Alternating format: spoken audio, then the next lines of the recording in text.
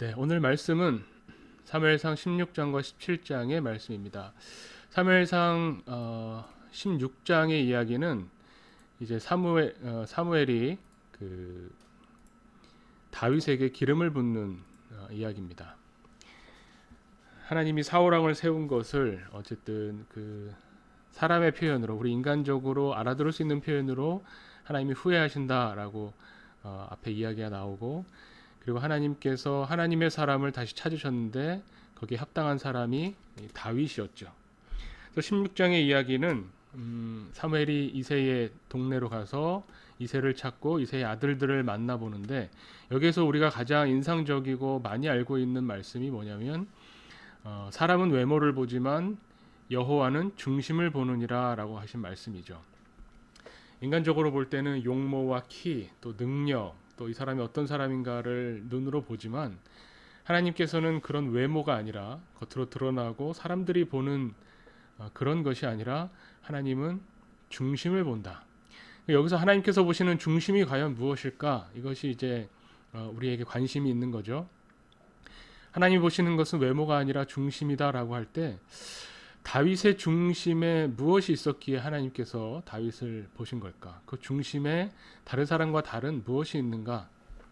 중심을 보신다고 하는 하나님의 말씀은 무슨 의미인가? 이거를 생각해 볼 필요가 있습니다. 보통 우리는 그냥 마음의 중심이라고 하면 글쎄요, 뭐 가장 중요하게 여기는 것, 혹은 내 마음이 향하고 있는 방향, 뭐 이렇게 생각해 볼 수 있는데, 더 구체적인 것을 보자면요, 하나님이 다윗을 통해 보신 이 중심이 무엇인가라고 하는 것이 어떻게 보면 그 다음 17장에 나와 있는 거죠. 다윗의 이야기를 통해서, 우리가 잘 알고 있는 다윗과 골리앗의 이야기를 통해서 하나님께서 보신 다윗의 중심이 이런 거구나라는 것을 깨닫게 됩니다. 17장의 그 내용으로 들어가면서 의미심장한 이야기를 하죠. 이제 17장으로 들어가면서 다윗에게 하나님의 그 사무엘이 기름 붓고 나서는 다윗에게 하나님의 영이 임하셔서 크게 감동되었다라고 이야기하고, 대조적으로 14절에 보면 하나님의 영이 사울에게서 떠났다라고 이야기합니다.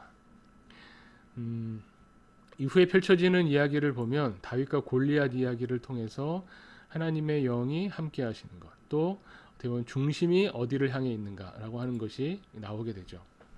하나님의 영이 떠난 사울, 또 사울로 대표되는 이스라엘 백성들은 이 골리앗을 보고 놀라고 크게 두려워했다라고 이야기를 합니다. 놀라고 두려워했다. 왜냐하면 이 골리앗이 너무나 대단한 사람이었기 때문에 그렇죠. 골리앗에 대한 묘사가 나오는데, 이 골리앗에 대한 묘사는 정말 대단합니다. 키를 지금으로 환산하면 키가 2m 90cm 정도 되고요. 노트구를 썼고 비늘 갑옷을 입었고, 그 무장한 무게 만 해도 57kg 정도 되는 겁니다. 그 노수로 만든 단창, 그리고 철로 된 창날을 가지고 있고 칼과 방패를 가지고 있습니다. 어려서부터 용사고 힘이 셉니다. 무기를 잘 다뤘겠죠. 그런 그 골리앗이 나와서 누가 나와 싸울 거냐, 싸우자라고 할 때 이 사울과 온 이스라엘이 다 두려워했다는 겁니다. 그렇다면 여기에 대해서 다윗은 어떻게 이겼을까요? 우리는 보통 생각하기에 다윗이 승리한 비결이 무엇인가 라고 이야기할 때, 아마 이것은 현실적으로 보면 골리앗이라고 하는 사람의 그런 어떤 요즘 말로 하면 스펙이죠. 키와 힘과 무장하고 있는 그 무기들을 봤을 때 골리앗을 현실적으로 다윗이 이기기는 어렵다라고 생각하는 겁니다. 다윗은 당시 나이가 20살이 안 됐겠죠. 군대 안 간 거 보면 16, 17세 정도 됐을 거고, 다윗이 손에 들고 있는 것은 나무 막대기와 물매, 그리고 물매에 쓸 돌 5개가 전부였습니다. 그렇다면 여기에서 다윗이 어떻게 승리할 수 있었을까? 그래서 보통 두 가지 생각을 하게 됩니다. 뭐냐면, 현실적으로 도저히 이길 수 없지만 기적이 일어나서 이긴 것이다 라고 하는 생각이죠. 그래서 예전에는 이 다윗과 골리앗 이야기를 이야기할 때 어떻게까지 표현을 했냐면, 사실 다윗이 이렇게 그 물매를 빙빙 돌리다가 던졌는데, 이게 뭐 그 애가 17살 된 애가 던져봐야 얼마나 힘이 있겠습니까? 그래서 그냥 돌이 날아가는데 천사가 그 돌을 받아서 골리앗의 이마에 꽂아 넣었다. 뭐 이런 이야기까지 있을 정도로 이건 기적이다. 다윗이 골리앗을 이긴 것이야말로 바로 기적인 거다라고 이야기를 하는 겁니다.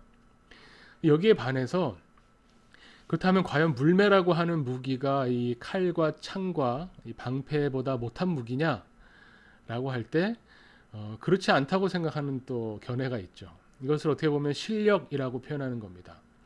다윗이 당시에 가지고 있었던 막대기는 당시로서는 어쨌든 무기입니다. 그리고 또 물맷돌도 역시 무기죠. 우리는 철로 된 칼과 창 앞에서 이 돌멩이가 무슨 소용이 있나라고 생각할지 모르지만 당시로 보면 고대 사회에서 물매는 명백한 전쟁 무기입니다. 목동들만이 가지고 있었던 것이 아니라 이 물매 던지는 것을 전문적으로 훈련받은 물매 부대가 따로 있었다는 거죠. 왜냐하면 당시를 생각해 보면 청동기에서 철기로 넘어가던 때입니다. 그 이후에도 철기 시대 이후에도 이 물매를 가지고 돌을 던져서 멀리 있는 적을 맞추는 이 무기는 원거리용 무기로 한참 동안 사용이 됩니다. 우습게 볼 것이 아닌 것이 보통 이렇게 물매용 돌은 그 지름이 한 6-7cm 정도 되고 무게가 약 25g 정도 되는데 이거를 가죽끈으로 잡아 돌려서 원심력에 의해서 돌리다가 한쪽 끝을 놔서 던지면 이 돌의 순간 속력이 한 지금 160km에서 240km까지도 간다고 합니다. 우리 자동차로 160km면 엄청 빠른 거죠. 그 정도 속도가 나는 돌인 겁니다. 200km까지도 나는 거죠. 연습을 많이 하고 다윗이 정말 명중률이 높았다면 원하는 곳에 원하는 그 돌멩이를 꽂아 넣을 수 있었다면 무시무시한 무기가 되는 거죠. 다윗이 이긴 것이 결코 기적이 아니라 황당한 일이 아니라 다윗이 양을 치면서 꾸준히 쌓아왔던 이 실력으로 어떻게 보면 이긴 것이다 라고 보는 견해가 있는 겁니다. 다윗이 골리앗을 이길 수 있었던 비결이 과연 기적일까요? 실력일까요? 이 두 가지가 다 어떻게 보자면 현실을 바라보는 눈을 반영하고 있는 겁니다. 현실이라고 하는 것은 뭐냐면 골리앗이라고 하는 적장과 이 골리앗이 가지고 있던 칼과 창이 현실입니다. 그리고 내가 가지고 있는 다윗이 가지고 있는 막대기와 돌멩이가 현실이죠. 이 현실을 놓고 어떻게 보면 이긴다는 것이 기적이다라고 볼 수도 있고 이기는 것이 실력으로 충분히 가능하다라고 볼 수 있습니다. 이걸 저울질하고 어떤 전략을 세울 수 있는 거죠. 그런데 이 사무엘상 17장이 이야기하고 있는 다윗이 골리앗을 이겼다라고 하는 이 이야기가 우리에게 들려주는 메시지는 기적이냐 실력이냐를 따지고 있는 것은 아닙니다. 다윗의 이야기를 통해서 알 수 있는데요. 다윗이 뭐라고 이야기하냐면 45절에 너는 칼과 창과 단창으로 내게 나오지만 나는 만군의 여호와의 이름 이스라엘 군대의 하나님의 이름으로 내게 가노라. 칼과 창과 단창은 어떻게 보면 현실입니다. 이거는 피할 수 없고 축소해서 보기 싫어도 봐야만 되는, 보고 싶은 것만 볼 수 없는 있는 그대로의 현실을 보면 칼과 창과 단창이지만 여기에 대항해서 나갈 때에 그럼 나는 더 큰 무기, 더 센 무기 혹은 내가 갈고 닦은 이 돌멩이를 나는 믿는다 하고 나간 것이 아니라 하나님의 이름으로 다윗이 나갔다는 겁니다. 하나님의 이름으로 다윗이 나갔다고 하는 것은 어떻게 보면 이 현실에 다가갈 때 현실이 전부다라고 생각하지 않고 믿음을 가지고 나갔다는 겁니다. 이것을 보여주는 게 50절의 말씀이죠. 다윗이 골리앗을 이기고 나서 그리고 나서 서술되어 있는 것이 뭐냐면 다윗의 손에는 칼이 없었더라라는 겁니다. 칼이 없었다. 굉장히 의미심장한 내용을 이야기해 줍니다. 다윗이 칼을 들고 혹은 물매라고 하는 무기를 들고 골리앗을 이겼다기보다는 하나님의 이름으로 믿음으로 이겨냈다라고 하는 것을 보여주는 거죠. 그래서 우리가 볼 때 우리가 살고 있는 이 세상은 어떻게 보면 현실입니다. 이 현실에서는 우리가 원하지 않던 악이 존재하고 그 선한 사람, 하나님의 뜻을 이루고자 하는 사람들이 고통받고 있는 현실이 있습니다. 그런데 하나님의 사람이 이 현실에서 살아가는 방법, 비결이 있죠. 그것이 뭐냐면 바로 믿음입니다. 그래서 성경에서는 오직 의인은 하나님의 사람은 믿음으로 말미암아 산다라고 말씀하는 겁니다. 현실을 무시하거나 현실과 어떤 반대되는 개념으로서의 믿음이 아니라 눈에 보이는 현실을 놓고 봤을 때 현실이 전부다라는 것이 아니라 보이지 않는 하나님의 통치하심이 이 현실을 주관하고 있다라고 하는 것을 믿는 믿음이 있는 사람이 신앙인이라는 거죠. 현실 너머에서 통치하시는 하나님을 볼 수 있어야 됩니다. 하나님이 다윗을 선택하실 때 다윗을 보면서 나는 중심을 본다라고 말씀하셨던 바로 그 중심이 뭐냐? 믿음이라는 겁니다. 그런데 이 다윗의 믿음은 근거 없는 그냥 막연하게 현실이 다윗이 아무리 커도 하나님의 이름으로 나가니까 내가 무조건 이길 거야 라는 것이 아니라 이 다윗은 그동안에 이 믿음을 키워왔습니다. 믿음이라고 하는 것은 어떤 우리 마음의 상태, 하나님의 이름이면 다 된다라고 하는 낙관적 기대를 말하는 것이 아니라 현실에서 살아가면서 이 믿음의 여정, 믿음의 길을 걸어가는 겁니다. 정지되어 있는 상태가 아니라 끊임없이 변하면서 이 믿음의 길을 걸어가는 거죠. 그래서 다윗은 사울왕 앞에 나가서 내가 나가서 싸울 수 있는 것은 뭐냐면 하나님이 나를 사자의 발톱과 곰의 발톱에서 건져내셨기 때문에 내가 하나님을 믿는 믿음을 내 현실 속에서 내가 체험했고 경험했기 때문에 이 믿음을 가지고 내가 나아갑니다 라고 이야기했던 겁니다.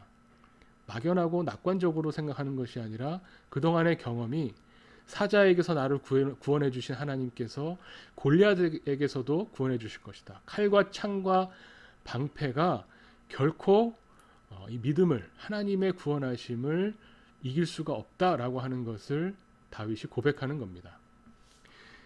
그래서 어떻게 보면 마지막으로 오늘 이 16장과 17장 다윗이 가지고 있던 중심 그리고 다윗이 보여주고 있는 믿음이라고 하는 것이 무엇이냐라고 하는 것을 17장 47절에서 정리하게 됩니다.